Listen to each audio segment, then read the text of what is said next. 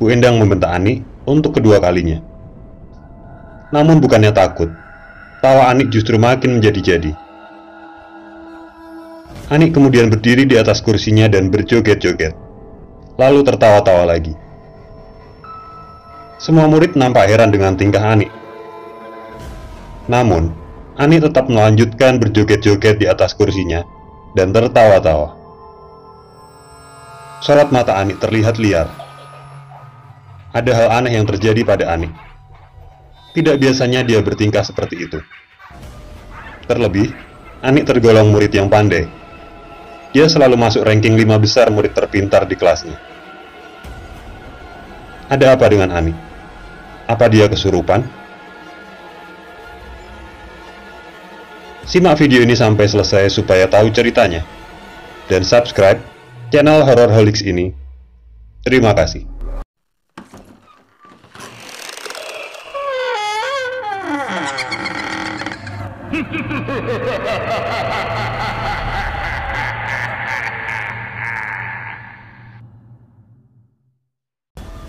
Oke, kita ketemu lagi di cerita horor misteri Hororholics. Masih bersama saya Arfi, pengelola dan narator channel ini. Sebelum saya lanjutkan cerita ini, saya minta Anda untuk subscribe channel ini dan aktifkan tombol loncengnya, supaya Anda tidak ketinggalan update video-video yang seru dari channel Hororholics ini. Dan terima kasih untuk Anda yang sudah subscribe dan selalu jadi pemirsa setia video-video di channel ini. Oke, kita mulai saja ceritanya. Seperti yang sudah saya sampaikan di awal, cerita ini berdasarkan kisah nyata tahun 1970. Kira-kira 50 tahun yang lalu. Cerita ini mengenai tokoh utama kita yang bernama Ani, seorang siswi salah satu SMA unggulan di kota Jogja. Ani ini termasuk siswi yang cerdas. Dia selalu langganan masuk ranking 5 besar di kelasnya. Paras Ani juga cantik, tinggi dan postur badannya ideal, dan rambutnya panjang sebahu. Untuk era tahun 70-an, kecantikan Ani mungkin bisa disejajarkan dengan artis Ida Iyasa. Tidak heran kalau di sekolahnya Ani menjadi idola para murid laki-laki. Ani juga siswi yang sopan dan ramah senyum. Temannya juga banyak. Wajar kalau Ani sangat populer dan punya banyak penggemar di sekolahnya. Mulai dari adik angkatan, teman seangkatan, sampai kakak angkatan, ada saja murid yang menyukai Ani. Setiap hari hampir selalu ada penggemar-penggemar Ani yang menitip salam untuk dia lewat teman-teman sekelasnya. Beberapa penggemarnya bahkan pernah mengungkapkan perasaan cintanya ke Ani. Kalau bahasa anak zaman sekarang itu nembak, melalui surat yang ditulis dengan tangan di secari kertas. Ya, zaman tahun 70-an. Beda sama zaman sekarang. Belum ada sosial media saat itu, belum ada internet, belum ada handphone. Kirim-kiriman surat di zaman itu udah terlihat cukup keren dan berani. Beda dengan zaman sekarang. Tahun 70-an, anak sekolah juga jarang yang berangkat ke sekolah dengan sepeda motor atau mobil. Hanya anak-anak orang kaya aja yang mampu. Kebanyakan, alat transportasi zaman itu ya naik sepeda genjot, bis kota, becak, atau berangkat ke sekolah jalan kaki dari rumahnya. Walaupun punya banyak penggemar, tapi Ani tidak pernah terlalu meladeni mereka. Sampai saat ini, tidak ada satu orang pun yang rasa cintanya ditanggapi serius oleh Ani. Nah, di antara para penggemar Ani, salah satunya adalah Joko, murid kelas 3, kakak angkatan di sekolah Ani.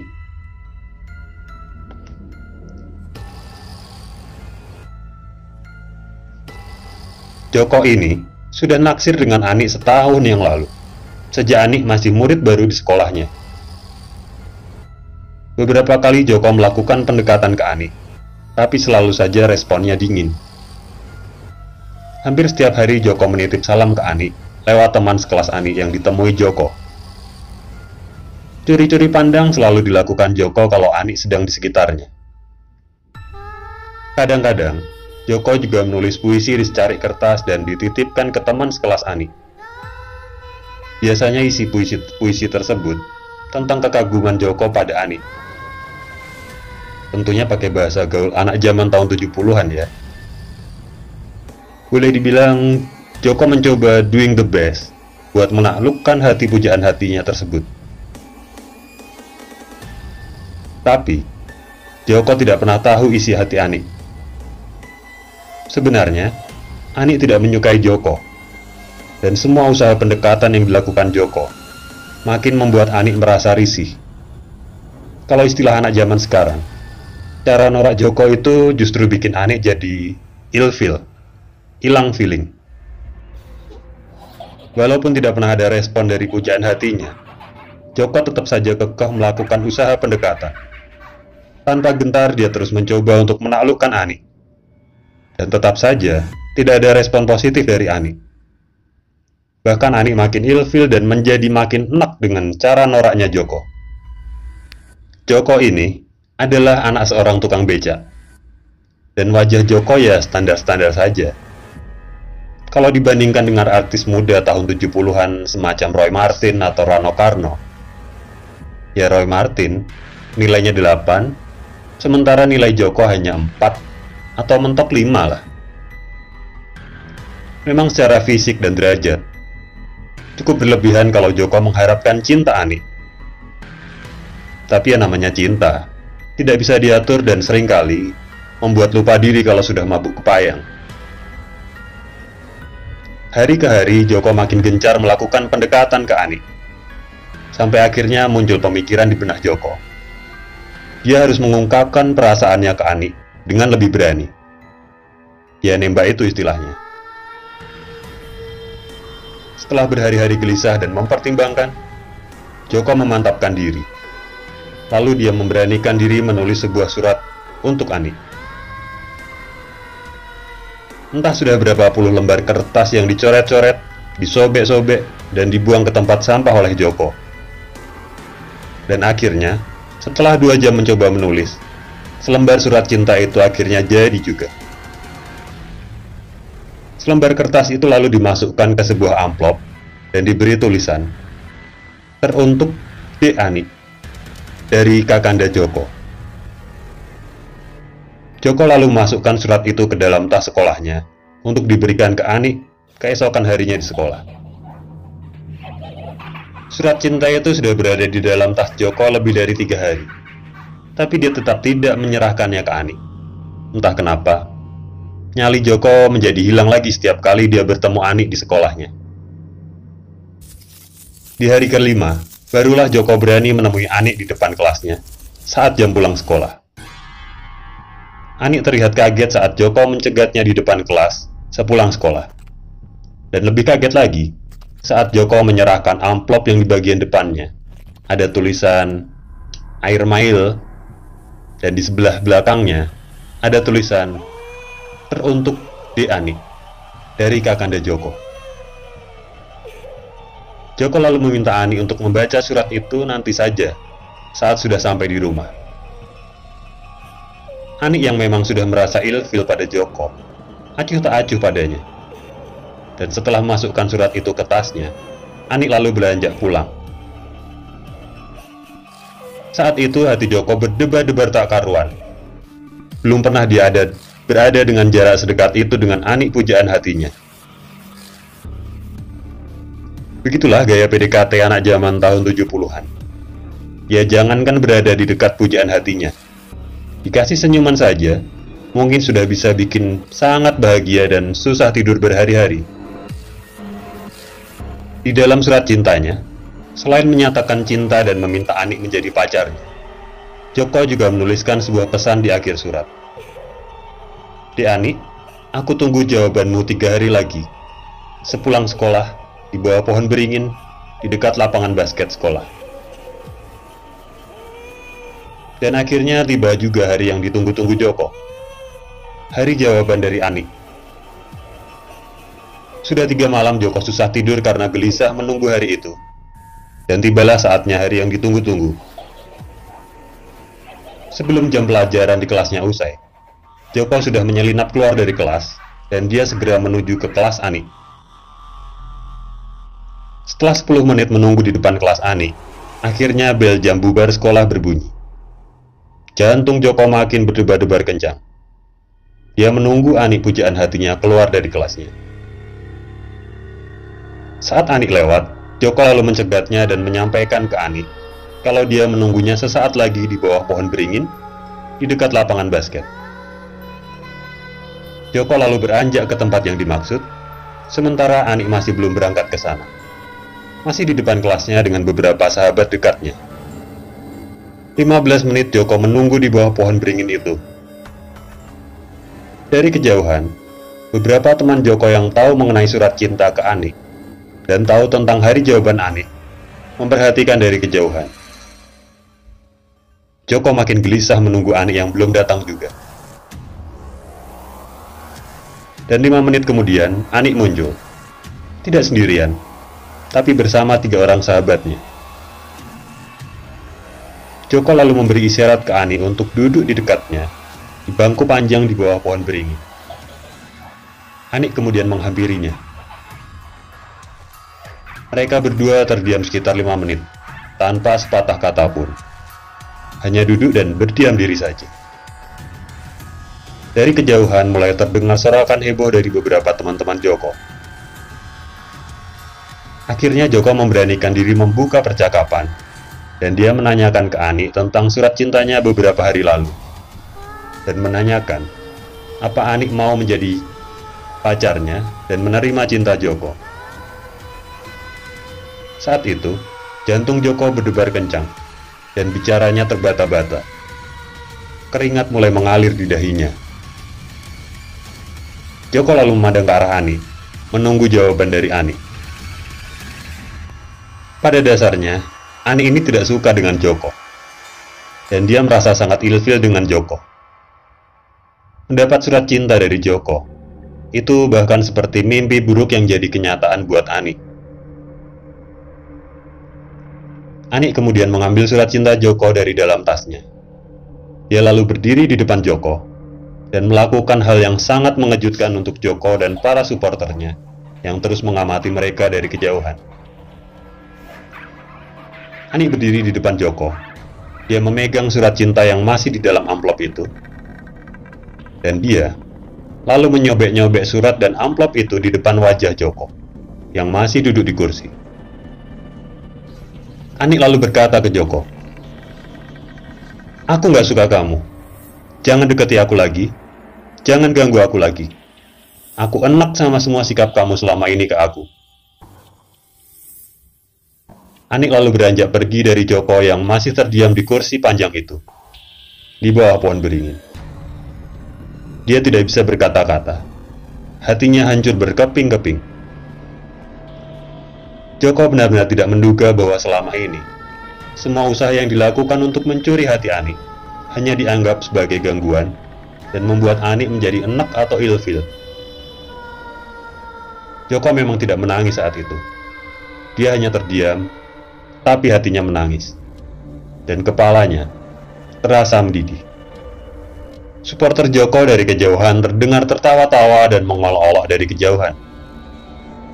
Hati dan kepala Joko makin mendidih dengan kejadian penolakan yang mengejutkan dan memalukan dirinya tersebut. Sampai beberapa hari setelah kejadian penolakan itu, Joko masih saja menjadi olok-olokan beberapa teman-temannya.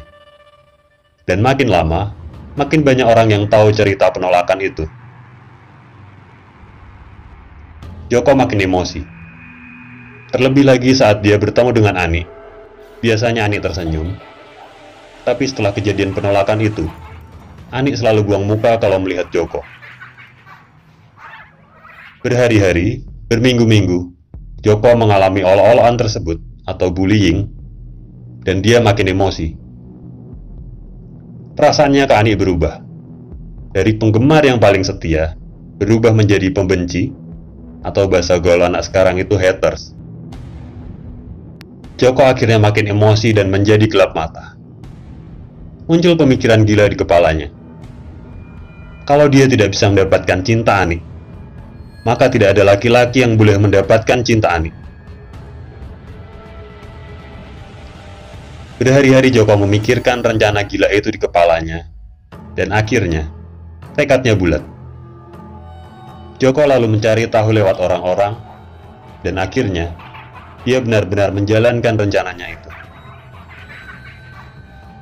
Joko berkunjung ke rumah Mbah Karyo, seorang dukun yang cukup populer di daerah Wonosari, Jogja. Tujuan Joko saat itu satu, menyantet Anik, dan dia meminta bantuan pada Mbah Karyo. Mbah Karyo memang terkenal sebagai dukun aliran hitam, dan salah satu keahliannya menyantet orang. Dan setelah Joko memenuhi semua persyaratan, Mbah Karyo segera menggarap request Joko untuk menyantet Anik. Santet memang ada beberapa macam.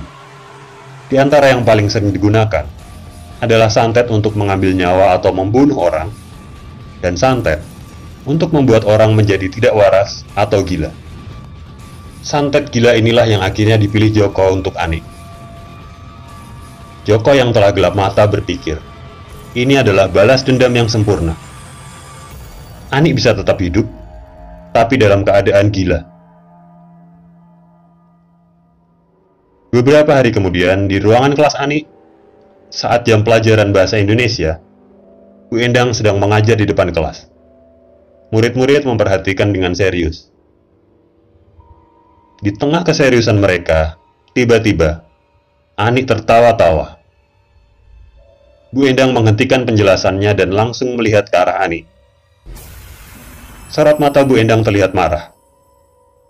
Beliau tidak suka ada murid yang bercanda saat pelajarannya. Bu Endang kemudian berjalan ke arah Anik. Semua murid terdiam dan kondisi saat itu menjadi tegang. Mereka memperhatikan ke arah Anik. Mereka sangat heran kenapa Anik tertawa-tawa saat semua murid memperhatikan dengan serius penjelasan materi dari Bu Endang. Bu Endang lalu membentak Anik dan menanyakan kenapa dia tadi tertawa-tawa. Anik tidak menjawab. Dia terdiam sesaat. Lalu beberapa saat kemudian, Anik tertawa-tawa lagi.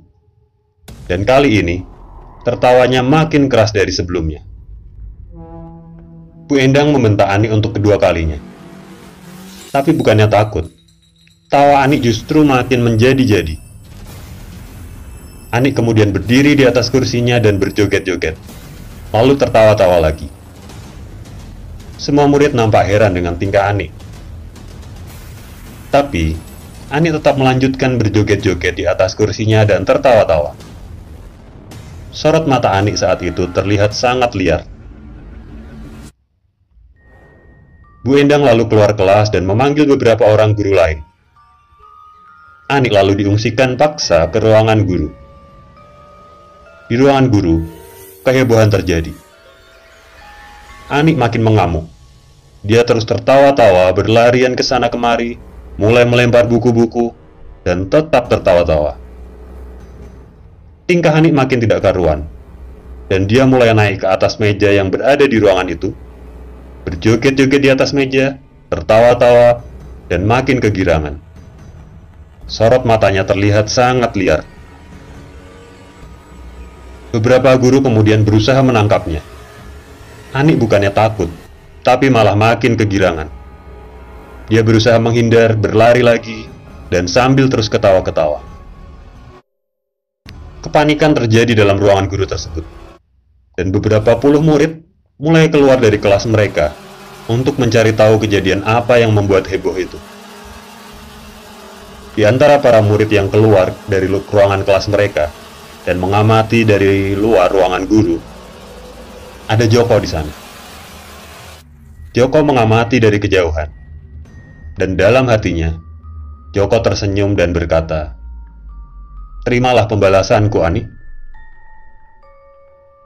Sementara itu Anik makin liar, makin tidak terkontrol dan terus berteriak dan tertawa-tawa.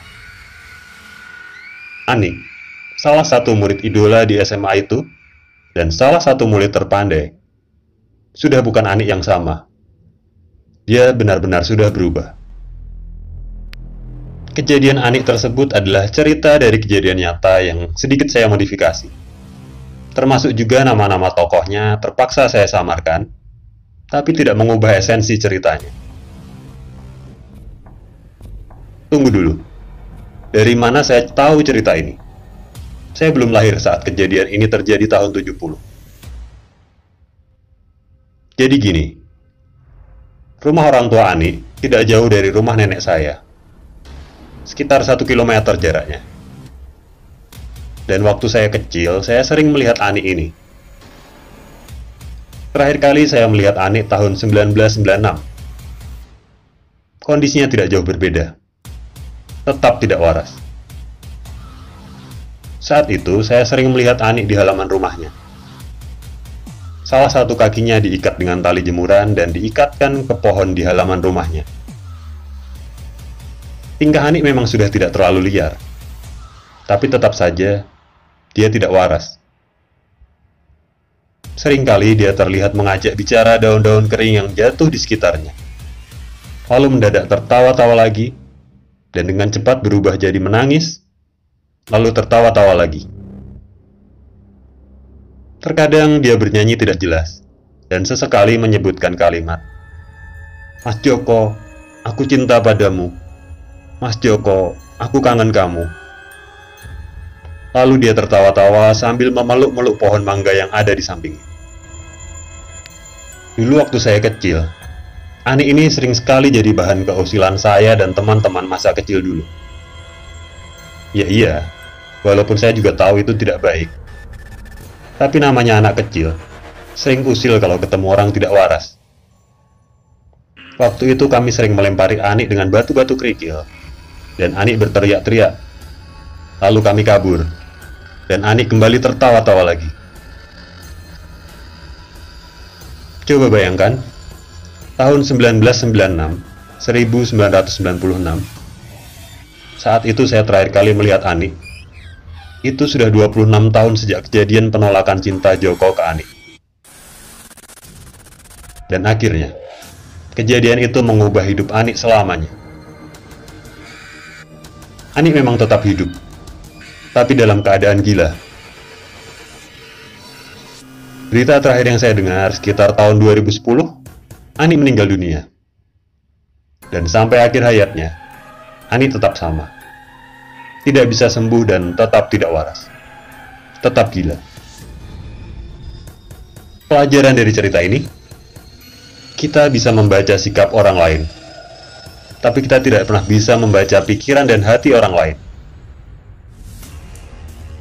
Seseorang yang tadinya sangat cinta, bisa berubah menjadi sangat benci.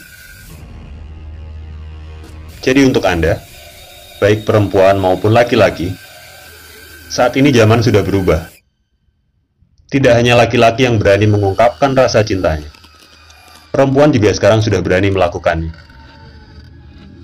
Dan kalau Anda terpaksa harus menolak cinta seseorang, jangan menolak cinta orang lain dengan cara yang kelewatan. Jangan melakukan dengan cara yang sangat menyakitkan hatinya. Lakukan dengan cara yang santun dan cara yang tidak kebablasan. Karena itu tadi, kita tidak bisa tahu isi hati dan pikiran orang lain. Cukup Ani atau beberapa orang lain saja yang memiliki cerita yang sama. Jangan sampai hal itu terjadi pada Anda atau ke anak turunan Anda. Oke? Nama saya Arfi. Terima kasih Anda telah menyaksikan video ini, dan ikuti terus video-video dari kami. Masih akan ada banyak video-video lain yang tidak kalah seru. Dan untuk Anda yang belum subscribe, saya minta ke Anda untuk subscribe channel Horrorholics ini, dan nyalakan tombol loncengnya, supaya Anda dapat notifikasi ketika ada update terbaru dari kami. Subscribe channel Horrorholics ini. Matur nuwun dan sampai ketemu lagi di lain kesempatan di video-video selanjutnya.